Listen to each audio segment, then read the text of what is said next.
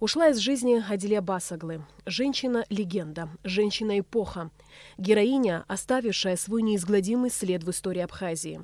Адиле Басаглы была членом семьи государственного деятеля Советской Абхазии Нестора Лакоба. В 15 лет Адиле Шахбасовна вышла замуж за родного брата первой леди Советской Абхазии Сарии Лакоба Мдыджи Хоглы. Адиле Басаглы была объявлена врагом народа в 1938 году лишь из-за того, что состояла в родстве с Нестором Лакоба. Аресты родных, тюрьмы, ссылка, голод, необходимость долгие годы скрываться. Она прошла через все круги ада, сталинских репрессий, но выжила и вернулась в родной Сухум через 16 лет после долгих и страшных ссылок. Адиле Басаглы единственная выжившая из семьи Лакоба.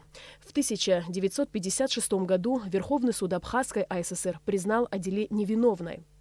Обо всем пережитом Адиле Басаглы рассказала в книге памяти «Не могу забыть», которая была опубликована в 2005 году, в которой через свою историю она изложила тяжелую судьбу абхазского народа в сталинских лагерях до мельчайших подробностей, рассказывая, как бесчеловечно издевались над родными и близкими Нестора Лакоба.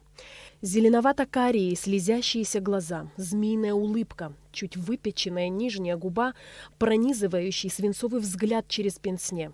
Весь он был какой-то зловещий. Так Адиле Шахбасовна вспоминает первую встречу с Берия в мае 1936 года, которая произвела на нее неизгладимое страшное впечатление. Описание событий, живым свидетелем которых она была, исторический памятник эпохи и ее главный вклад в историю Абхазии, республик бывшего Советского Союза и всего человечества. Я так плакала, а потом при всех, когда были, сказала: если я живая останусь, выйду на волю, все, что я здесь видела, слышала, напишу.